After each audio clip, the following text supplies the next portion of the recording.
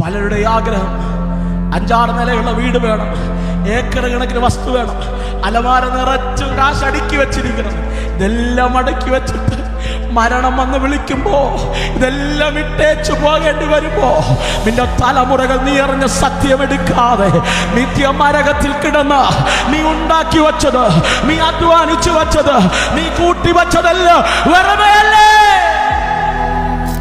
പക്ഷെ ഒന്നുമില്ലേലും ദൈവത്തിന് വേണ്ടി നിന്നാ നിന്റെ തലമുറകൾ അനുഗ്രഹിക്കപ്പെടും.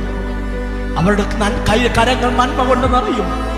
അപ്പോഴും അവർ ദൈവത്തെ വിട്ടുപോകില്ല, അവരും ദൈവത്തെ മറന്നുപോകില്ല, അവർ ദൈവത്തെ സ്തുതിക്കാൻ മറന്നുപോകില്ല.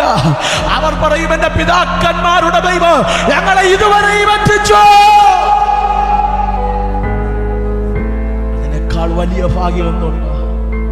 ഈ പകൽക്കാലം വചനം പറയുന്നു, കർത്താവിന്റെ ക്രൂശ് ചുമക്കാത്തവൻ പിതാവായ ദൈവത്തെ അറിയാത്തവൻ.